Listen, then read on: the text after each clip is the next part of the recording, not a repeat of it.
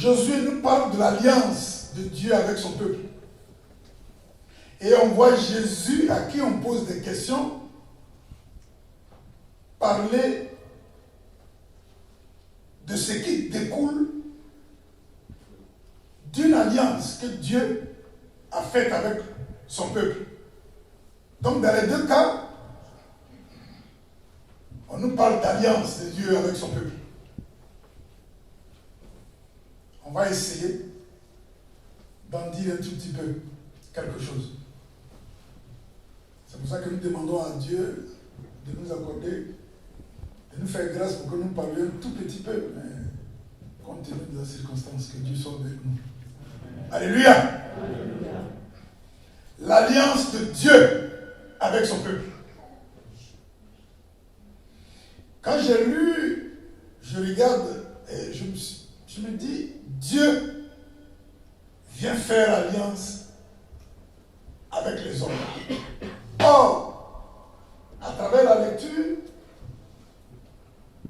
on voit que Dieu descend dans toute sa gloire, accompagné par les anges, les archanges, tous les saints des cieux. Et il descend au lieu de rendez-vous.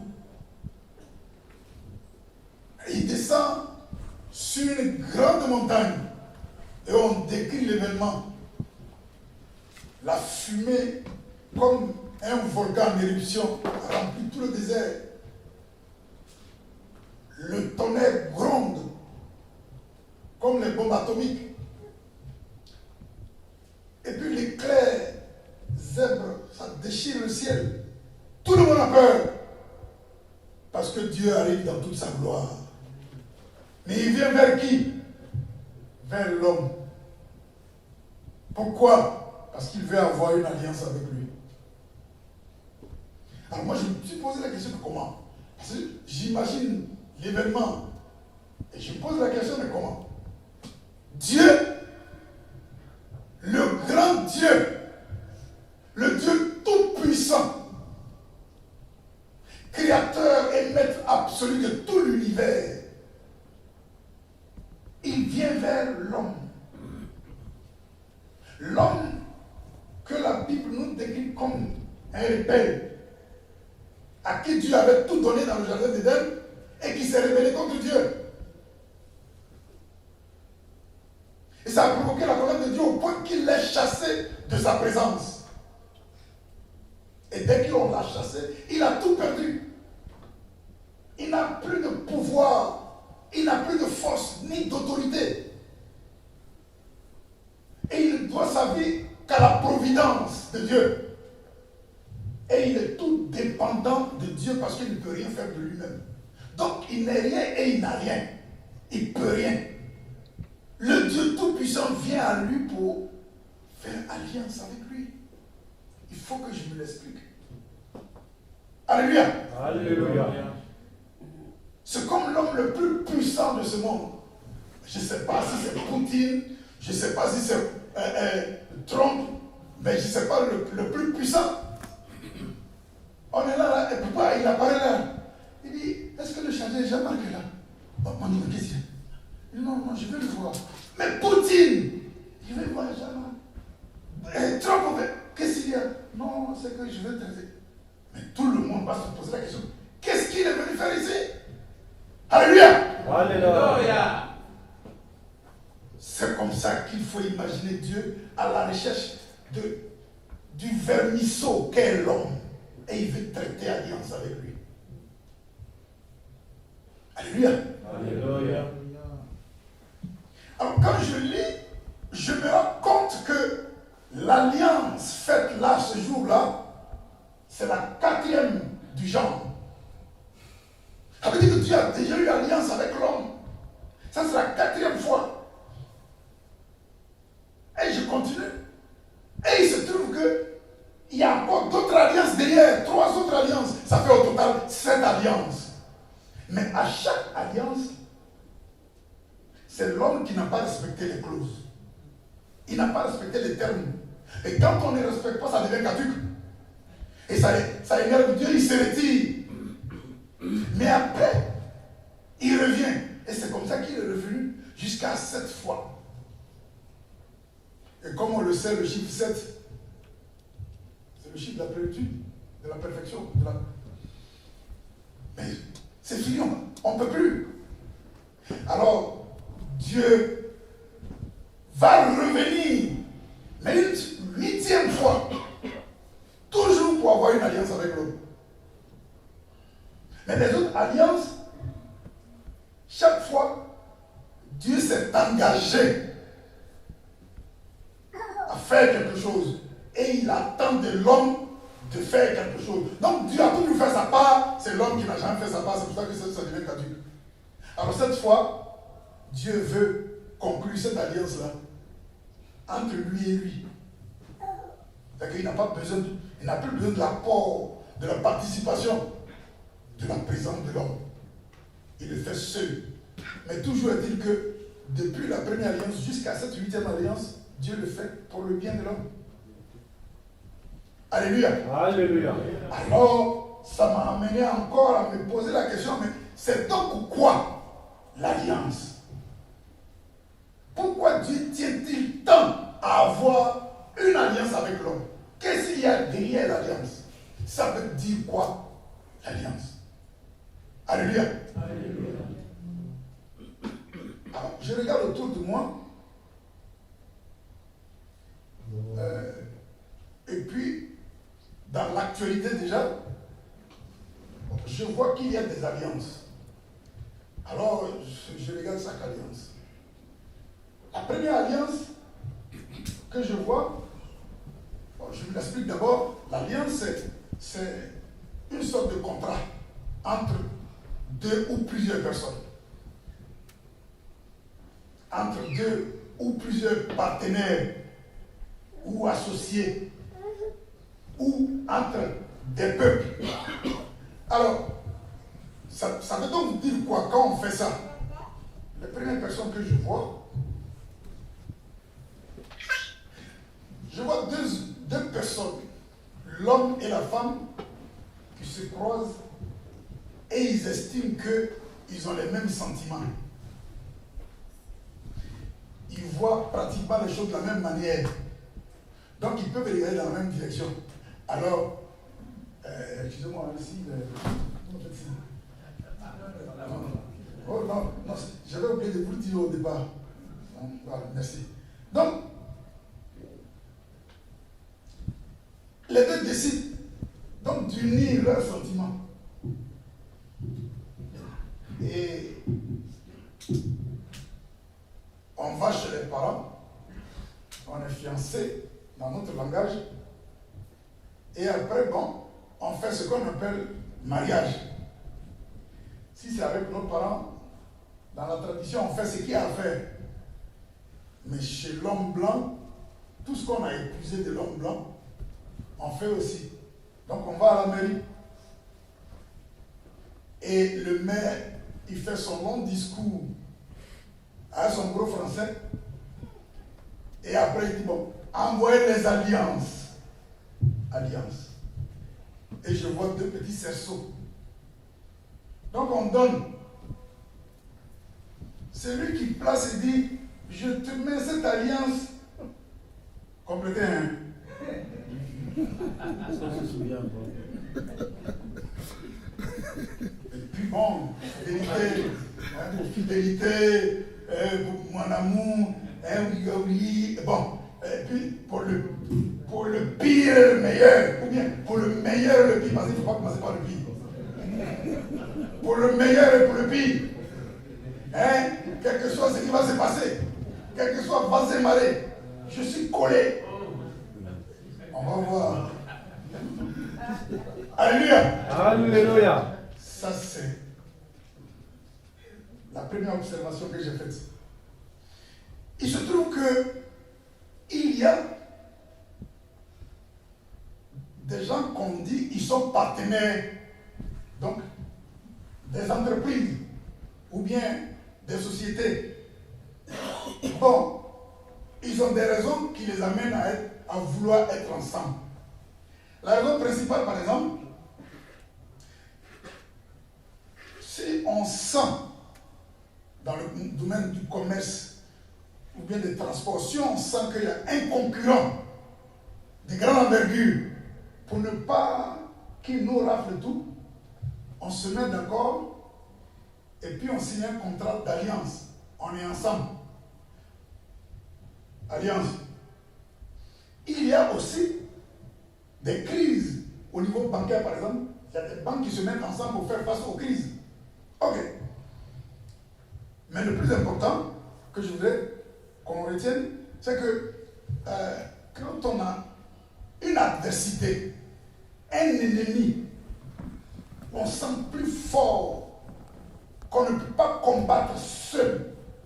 Ou quand on a un projet de grande envergure qu'on ne peut pas réaliser seul, on se cherche des partenaires. Alléluia. Alléluia. Donc on fait une alliance. Dieu soit avec nous. Amen. Alors, celui qui est faible fait tout pour avoir un partenaire qui est plus costaud, pour qu'il ne disparaisse pas ou bien pour qu'il ne soit pas battu. Voilà. Bon, celui qui a moins de moyens, il cherche celui qui a plus de moyens pour se mettre ensemble. Bon, quand il y a l'adversité, celui qui est plus fort, il faut tout faire. C'est ça qu'on a vu dans l'actualité, par exemple, aujourd'hui. L'Ukraine contre la Russie. Et l'Ukraine estime que la Russie, c'est pas seulement qu'eux ils estiment, on sait que la Russie est une grande puissance. L'Ukraine seule ne peut pas affronter. Donc l'Ukraine est obligée de se chercher des alliés. L'Ukraine s'est tournée vers l'Europe, n'est-ce pas? Alléluia. Bon, quand on a un danger en face de soi qu'on ne peut pas affronter seul, on se cherche des alliés. On est en Europe. Et ici on appelle l'Europe l'Union européenne. L'Union européenne a vu des dangers qui arrivent. Donc, ils étaient des pays, mais ils se sont mis ensemble et puis ils sont devenus. Et ce qui les a motivés, c'est que la Chine, qui est un pays ou qui était un pays émergent, risque de rafler tout dans le domaine commercial au niveau du monde. Il fallait donc que l'Europe se mette ensemble pour qu'il y ait ce qu'ils appellent libre circulation, pour que leur commerce leur permette d'être un peu assis. Bon, l'Europe a aussi vu un danger, mais un danger pratiquement imminent. Il leur faut s'unir. Et le danger, c'est l'immigration. Ils se sont unis pour combattre cette immigration. Donc voilà un peu des exemples qui me sont venus à l'esprit pour que je pose ma question. Si ceux-là, ils ont fait ça pour ne pas perdre, pour ne pas être dominés, pour ne... Dieu, qui est tout puissant, qui accomplit toutes choses selon le conseil de sa propre volonté et qui n'a donc pas besoin d'aide. Qu'est-ce qu'il vient chercher auprès de l'homme qui a tout perdu, qui n'a plus rien? Il va s'appuyer sur l'homme, il va avoir quoi? Qu'est-ce qu'il attend de l'homme? Et puis il insiste jusqu'à cette fois Dieu, l'homme a renvoyé Dieu, mais Dieu vient quand même. Il y a quoi derrière cette alliance-là? Alléluia. Alléluia. Alors je posais la question et l'Esprit de Dieu dit simplement, Dieu est amour. Il a tout créé par amour, avec amour. Et il a créé l'homme à son image et à sa ressemblance pour l'aimer. C'est l'amour que Dieu a pour l'homme qui le pousse de cette manière-là. Mais l'homme l'a renvoyé plusieurs fois. Pourquoi il insiste? L'Esprit de Dieu dit, l'amour ne périt jamais. Qu'est-ce qu'il va avoir avec l'homme en insistant? L'amour ne cherche pas son intérêt. Alléluia. Alléluia. L'amour, le véritable, il est inconditionnel. C'est pourquoi, bien que l'homme ait fait ça depuis le jardin d'Éden, et ça a provoqué la colère de Dieu, il a choisi sa présence, mais Dieu a compris que sans lui, l'homme n'est rien. Or, il a créé pour l'aimer. Et le fait fait qu'il l'ait chassé de sa présence, l'homme s'en va, c'est pour souffrir. Il est livré à la souffrance. Et l'homme, Dieu souffre de savoir que l'homme va souffrir. Alors il faut aller le chercher. Quand la Bible dit, Adam et Ève, après avoir mangé la pomme, ils ont chuté, et c'est là que Dieu est venu. Et Dieu dit, Adam, où es-tu? À votre avis, est-ce que Dieu ne sait pas où Adam est? On ne peut pas dire même qui sait. Parce que Dieu est en temps, il est détail. La Bible dit, Dieu a pris la terre, il a malassé, il a fait, et puis il a insoufflé son souffle de vie. Et c'est là qu'il est devenu une âme vivante. Donc c'est parce que Dieu est détail que c'est devenu une âme vivante. C'est ce souffle-là qui est Dieu. Quand ce souffle-là s'en va, l'homme là devient cadavre. Donc Adam a encore Dieu en lui, puisqu'il vit. Donc Dieu ne le cherche pas, il est là. Mais le fait de dire où es-tu, ça veut dire Dieu va aller à la rencontre de l'homme pour que la chute qui a eu lieu, Dieu éponge ça pour que l'homme retrouve sa place initiale. Alléluia. Alléluia. C'est cela. Donc, la première des choses que Dieu va faire, il va le trouver là où il est, il va tuer un animal, un innocent, il va prendre la peau. C'est là la première alliance. Jusqu'à c'est arrivé après cette alliance. Que Dieu soit avec nous. Amen. Alors, Dieu qui a été offensé et qui est très en colère veut que l'homme qui l'a offensé retrouve sa place. Quand on a notre enfant qui nous élève, puis on est très énervé, même on le blesse, on lui dit même, il faut aller, et puis il est plus à la maison. Mais c'est notre enfant. Est-ce qu'on ne va pas le chercher? Alléluia. Alléluia. Les efforts que nous fournissons pour aller chercher notre enfant, pour le ramener. Comme nous sommes à l'image de Dieu, c'est ce même sentiment-là qui a animé Dieu, là, qui nous pousse vers notre enfant pour le ramener. Alléluia. Alléluia. Donc Dieu va entreprendre des démarches pour que l'homme revienne. La première démarche, comme je viens de le dire, l'animal. Okay. Mais il est en colère. Or, quand une divinité est en colère, pour apaiser la colère de la divinité, il faut faire un sacrifice. Un sacrifice par immolation. Avant qu'on connaisse l'église, nos parents, on les voyait, ils s'en vont et ils égorgent du poulet auprès d'un arbre là ou bien auprès de pierres. Il a immolé. Parce que le Dieu qu'il sert là, il sent qu'il est fâché. Donc il fait ça pour apaiser sa colère. Quand une divinité est en colère, il faut aller vers la divinité avec un sacrifice. Mais pas n'importe quel sacrifice. C'est un sacrifice par immolation. Et Dieu le sait. Donc lui, il va immoler l'animal là. Et à travers ça, il va nous dire que le sacrifice qui lui permettra d'apaiser sa colère contre l'homme, ce sera le sacrifice de l'innocent qui est Jésus-Christ. Et c'est grâce à ce sacrifice-là qu'on va retrouver la face de Dieu. Alléluia. Alléluia. C'est pourquoi la Bible nous dit il n'y a pas de rémission de péché sans effusion de sang. Donc, pour que Dieu pardonne à l'homme et que sa colère s'apaise, il lui faudra ce sacrifice où le sang va couler. Que Dieu soit avec nous. Amen. Donc, c'est à l'issue de tout ça là, quand sa colère va s'apaiser, la réconciliation avec Dieu va s'établir. À travers tout ce que je viens de dire, c'est un enseignement que Dieu nous donne, nous, humains. Il nous a créés à son image et à sa ressemblance. Nous avons pratiquement les mêmes attributs. Dieu, il se fâche.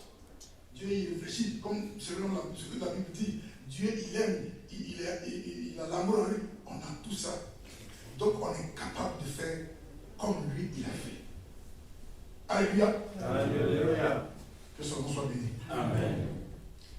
Là, en allant vers Adam, Adam qui est le symbole de l'humanité, Dieu est allé vers l'humanité pour pardonner à l'humanité. Seulement que les hommes sont ce qu'ils sont. Donc, Dieu a appliqué ce qu'il avait dit dans Éphésiens. Nous avons été élus avant la fondation du monde pour être des enfants par adoption, des enfants de Dieu par adoption, afin d'être les co-héritiers de Christ. Donc, tous ceux que Dieu avait mis à part comme ses enfants, il va envoyer l'héritier qui est Christ pour qu'il les rassemble. C'est ce que nous appelons aujourd'hui le peuple de Dieu, l'Église. Alléluia. Alléluia. C'est avec nous qu'il va avoir cette alliance-là. Maintenant qu'il a rassemblé, il va lui dire, ce que tu as rassemblé, considère-les comme tous les peuples que j'avais appelés à travers Israël, comme Dieu a considéré Israël comme son épouse. Mais Israël s'est mal comporté. Et il lui dit que Israël est une épouse infidèle. Il lui a reproché ça. C'est la même chose. Il va dire que l'Église est pour Jésus. L'Église est d'abord la fiancée et ensuite l'épouse de Jésus. Mais le sacrifice que lui, il avait fait pour l'humanité, Jésus doit en faire aussi. Il va se sacrifier, son sang va couler pour l'Église. Que Dieu soit avec nous. Amen. Dieu va enjamber ça. Je le vis. Dieu va enjamber ça pour arriver à nous. C'est-à-dire l'enseignement du jour, ce que Dieu veut qu'on sache, c'est là où on arrive. Tout ce que Dieu a fait pour pardonner à l'homme, pour se réconcilier avec lui, afin que l'homme retrouve sa place, en réalité, c'est le message que Dieu nous envoyait. Pour dire que nous, qui sommes à son image et à sa ressemblance, voilà comment on doit vivre. Mais on doit vivre en communauté. Nous appelons ça l'Église aujourd'hui. Voilà pourquoi quand il est arrivé pour faire l'alliance dont on parle, la première parole qu'il a prononcée, c'est dans Exode 20, il dit, je suis l'Éternel Dieu qui vous a fait sortir de la maison de la servitude. Vous n'aurez pas d'autre Dieu devant ma face. En prononçant ça, Dieu faisait deux annonces en une. C'est-à-dire, je vous ai appelé de la maison de la servitude, je veux que vous soyez libres, que vous jouissiez de votre liberté. Mais il faut que ce soit moi, votre Dieu. Donc les deux paroles là, c'est de ce que Jésus a parlé dans le deuxième test. Quand on lui a posé une question, quel est le plus grand commandement? Il aurait pu dire le plus grand commandement, c'est aime ton Dieu, tout ce qu'il a dit là, et puis il s'arrête là, puisqu'on lui a posé, quel est le plus grand, le premier, le plus grand. Mais Jésus donne le premier, et il dit à l'autre, et voici le second. Pourquoi? Parce que le premier ne peut pas être sans le second. Et le second ne peut pas être sans le premier. Parce que quand tu dis que tu respectes le premier, tu aimes Dieu, tu te sacrifies pour Dieu, Dieu te dit déjà, tu ne peux pas prétendre aimer Dieu que tu ne connais pas, que tu ne vois pas, et ne pas aimer ton prochain que tu vois son état, tu sais comment il est, tu connais son adresse, tu l'ignores et tu dis que tu aimes celui que tu ne vois pas. Donc, Dieu fait exprès pour leur dire, avant que je vous donne les commandements, je suis venu, voilà ça. Je vous ai fait sortir de la maison de la servitude. Vous n'aurez pas d'autre Dieu de ma part. Donc, la liberté qu'il vous donne, c'est pour que vous viviez ensemble. Mais quand vous allez vivre ensemble, il va dire, dans Galates 5, à partir du verset 13, nous avons été appelés à la liberté, mais ne prenons pas cette liberté comme un prétexte pour vivre selon la chair. Alléluia. Alléluia. Donc on est appelés à vivre ensemble. Yes. Mais cette liberté-là, elle est canalisée. C'est pour ça que Dieu a parlé 10 fois et puis on appelle ça les 10 commandements. S'il n'a pas dit ça, chacun allait faire ce qu'il veut. Donc, il a parlé à 10 reprises. Ce ne sont pas des commandements, mais ce sont des instructions.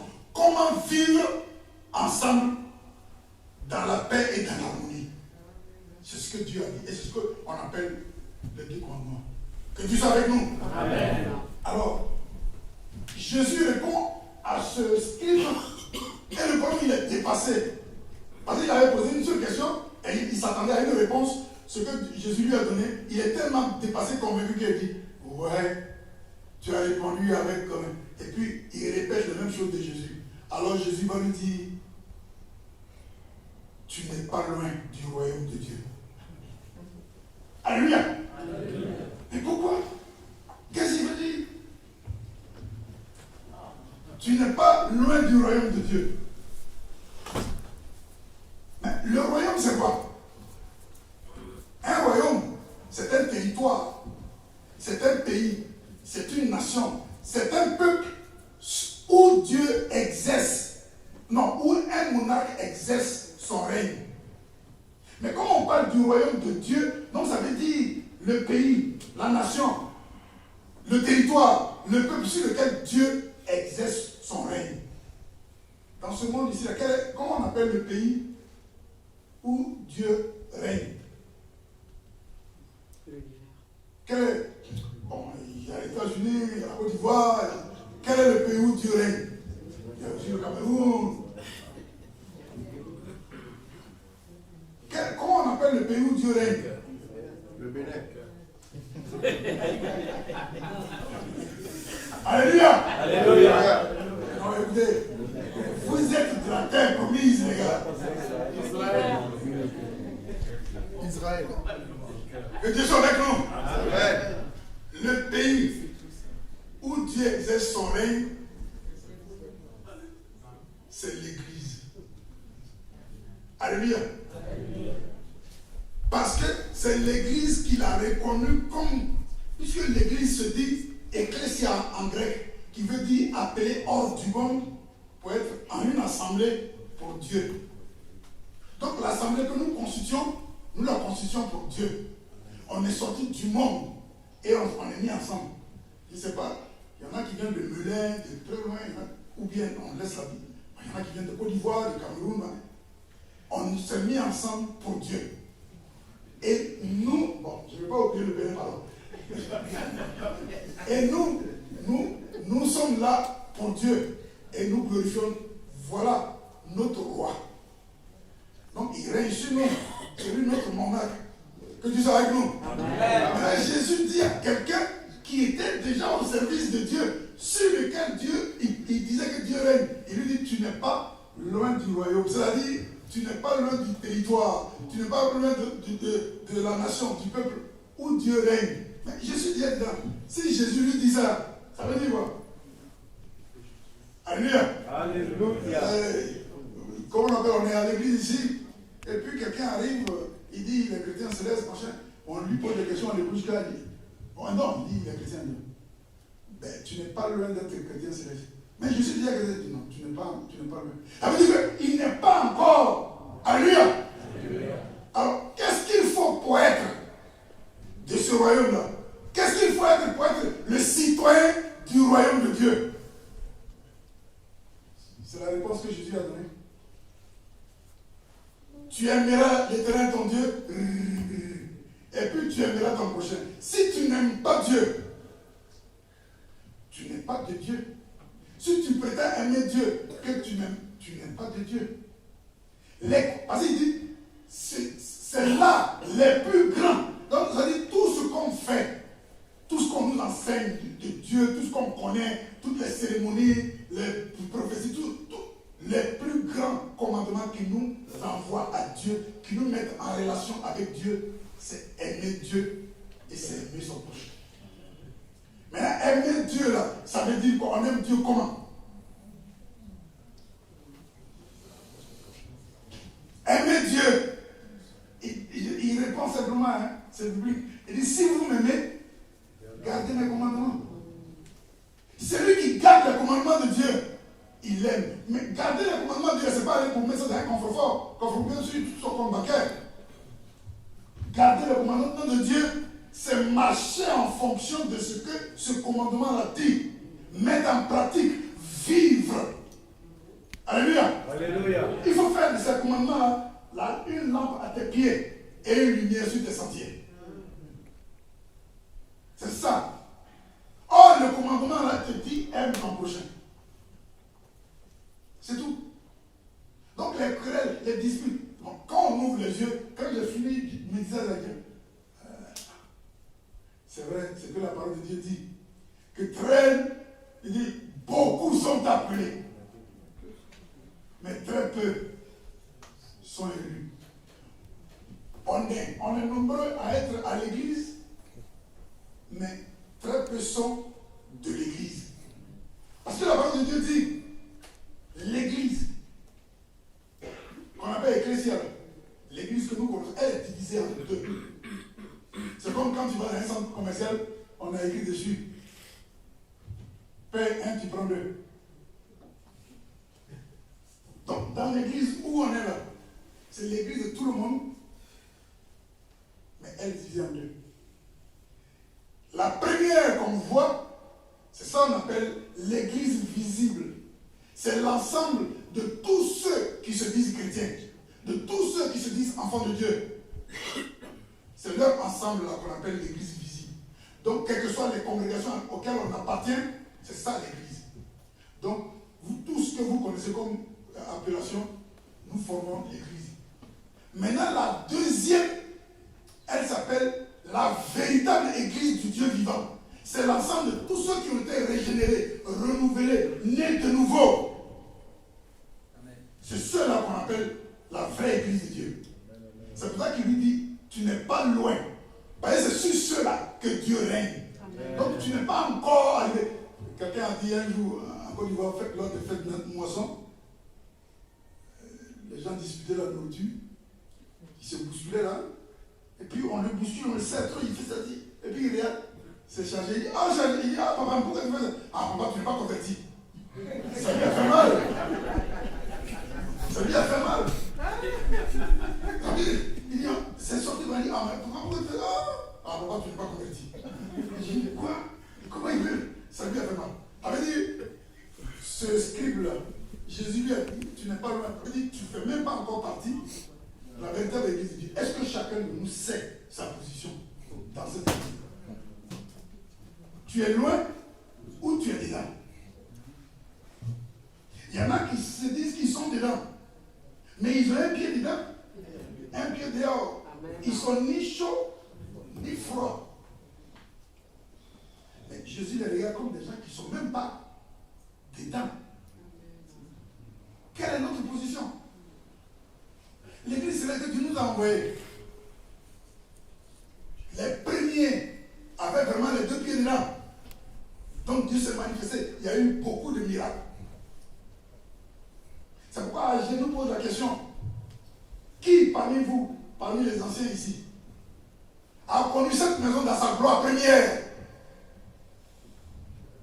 Comment la voyez-vous aujourd'hui? N'était pas un rien à vos yeux? L'église est devenue, ça fait rien. À l'époque, on appelait Dieu une fois et il répondait. Mais nous, on disait que Dieu répondait 7 fois. Aujourd'hui, là, il faut l'appeler combien de fois pour répondre? Qu'est-ce qui a changé? Ce qui a changé, c'est que aujourd'hui, on ne fait plus les mêmes sacrifices pour l'autre. Hier, on faisait vraiment des sacrifices. Il y en a qui viennent sur la parole pour jeûner pour les autres. Ils jeûnent pour les autres. Et puis, à faire des grâces, ça ne leur disait rien. Mais ils sont en église, ils sont contents. Il y en a un, je connais un douanier, il est à la frontière. Quand il a eu la bâchée accomplie, il verse à la cuisine. Aujourd'hui, c'est pas ça. Donc, Dieu dit, tous les sacrifices que j'ai faits pour vous montrer que je vous aime, faites-le aussi pour les autres. Amen. On dit, ah non, quand on prêche, hein, il faut aimer ton prochain. Parce que si tu n'aimes pas ton prochain, et si tu ne pardonnes pas ton prochain, Dieu ne va pas te pardonner. que c'est ça. Si tu ne pardonnes pas à ton prochain, Dieu ne va pas te pardonner. Est-ce que vous êtes sûr que c'est ce que ça veut dire, c'est ce qu'il faut comprendre? Alléluia. Ça veut dire que c'est parce que je pardonne à mon prochain que Dieu me pardonne. C'est ce qu'il faut que je comprenne. Oh, Dieu a pardonné depuis le commencement de la vie. Il a fait trop de sacrifices pour nous pardonner et nous réconcilier avec lui. Et il s'appuie sur ça maintenant et il dit, voyez ce que j'ai fait pour vous. Faites-le aussi pour vos prochains. Amen. Donc ça veut dire, pardonner à vos prochains comme moi, je vous ai pardonné. C'est comme ça qu'il faut comprendre la chose. Alléluia. Terminé. L'amour que Dieu a manifesté lui-même. Et il a dit à son fils, occupe-toi maintenant de l'église. Tu es l'époux. Il faut enseigner ton épouse. Et puis il faut te sacrifier pour ton épouse. Pour le libérer, pour la libérer. Jésus l'a fait. Jésus est la gloire de Dieu. L'homme est la gloire de Jésus. La femme est la gloire de son mari. Alléluia. Alléluia. Donc, Dieu a fait le sacrifice pour son fils qui est sa gloire. Son fils a fait le sacrifice pour l'homme. L'homme, à son tour, Dieu va lui dire, nous les humains, femme, sois soumise à ton mari. Amen. Homme, aime ta femme comme Christ a aimé l'Église. Voilà ce que Dieu a dit. Quelle compréhension donnons-nous à ça? Parce qu'il y a trop de conflits dans nos foyers à cause de ça. Femme, sois soumise là. Non. Ça, c'est gâté. C'est gâté. Alléluia. Alléluia. Après ça. Aujourd'hui, on est allé à l'école. On a eu de gros diplômes. On occupe de grandes fonctions. On a beaucoup de biens. Femmes comme garçons. Quand on se retrouve, maintenant on va commencer par la femme. Parce que la parole de Dieu dit, femme, sois soumise. C'est après elle dit, homme, elle est ta femme. Alors, femme, sois soumise. Aujourd'hui, à cause des grands diplômes, on a un grand raisonnement rationnel. Alors que le rationnel n'a rien à voir avec le spirituel. Oh yes. Alléluia. Alléluia. Donc on raisonne. Et avec le développement de la vie, le développement nous a donné les réseaux sociaux. Ah. On monétise ça en étant des coachs. Et on est abonné à nos coachs. Et les coachs nous disent comment on doit se comporter avec nos maris. Comment il faut leur répondre. Et il ne faut pas dépendre du mari. Tu es une femme indépendante, tu es émancipée. Comment tu peux te laisser? Etc. Donc à la maison, on a 2 capitaines. À la maison, on a 2 pilotes. À la maison, on a 2 généraux. Ça ne peut pas aller. C'est pas ce que Dieu a constitué. Alléluia. Alléluia. Quand on lui parle, mais écoutez, moi, je ne suis pas esclave de quelqu'un. Comment on peut je ne suis pas esclave de quelqu'un. Ça dit, et puis du jour au jour, les choses s'enveniment. C'est quoi? Dieu a dit à l'homme, et non, il a dit de l'homme, il n'est pas bon que l'homme soit seul. Faisons-lui une aide. On n'a pas dit faisons-lui une concurrente. On n'a pas dit faisons-lui un adversaire. C'est une aide. Et l'aide là, ça veut dire quoi? Ça veut dire que Dieu qui a créé l'homme, il a fait exprès. Il n'a pas créé comme l'ange qui est parfait. il lui a créé avec des manquements. Il y a des choses qu'il ne peut pas faire. Donc, il envoie quelqu'un qui va faire ça pour que les deux aillent de l'avant.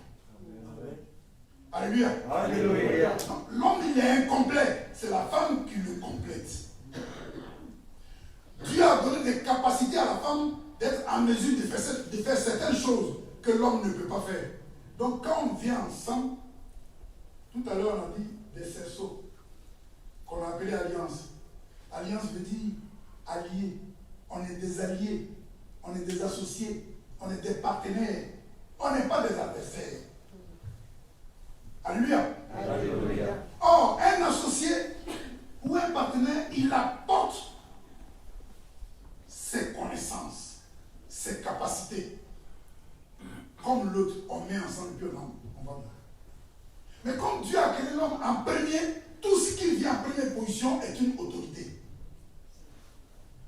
Dans un pays où il y a des personnes âgées, des intellectuels, celui qu'on choisit comme président, comme chef de l'État, quel que soit son âge, même s'il est le plus jeune, comme Ibrahim Traoré, il est l'autorité du pays. Amen. Et déjà travaille avec lui. Mais quand il y a un problème, on discute et jusqu'à ce que lui, il donne le dernier mot. Et la presse dit, le chef de l'État a dit, alors que c'est ensemble. Le chef de l'État a fait ça, mais c'est le pays qui fait. On dit, il préfère non, mais l'enfant, il est trop bon. Mais il travaille avec des gens. C'est le cas dans un foyer. Quand on a créé l'homme comme autorité, comme chef, à un chef, on confie une mission.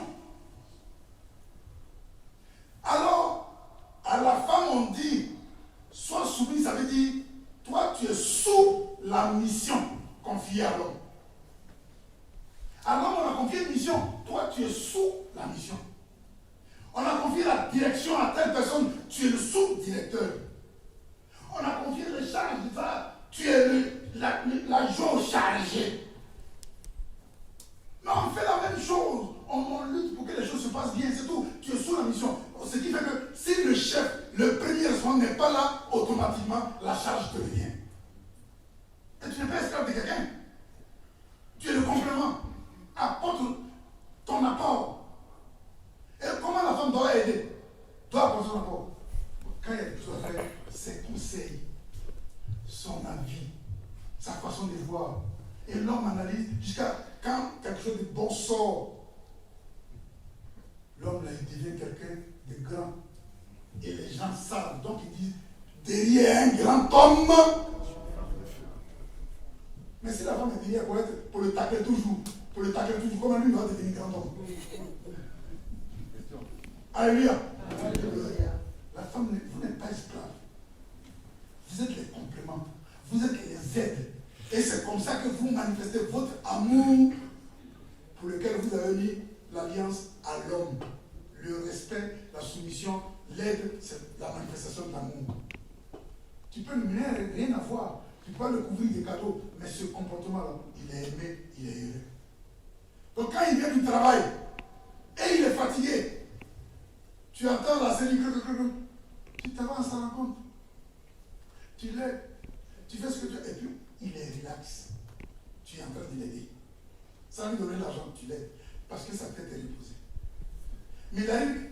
C'est maintenant que tu viens. Hein? C'est depuis là où tu étais. Viens. Et en parlant comme ça, lui-même, il a peur d'entrer dans sa propre maison.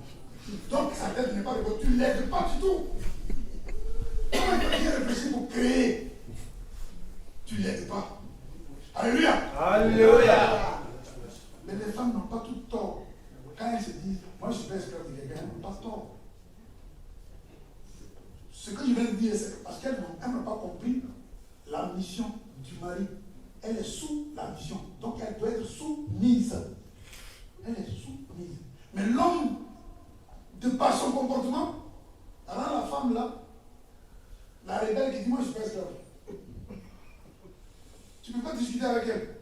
Tu ne peux pas parler avec elle. C'est des ordres seulement. Si elle te dit que, moi, c'est moi qui suis le chef de la maison. Ici, à la maison, il y a un seul chef. Le chef que tu es, c'est pas un geôlier, mais tu es devant une mission. Vous discutez. C'est tout. Mais non, justement, quand je parle de toi. Donc, quand tu parles de toi, là, finalement, elle te regarde. Tu as des problèmes, tu sais, pour moi. J'ai dit, et puis j'ai dit, tu lui soumets le problème. C'est vrai, elle t'apporte plus rien.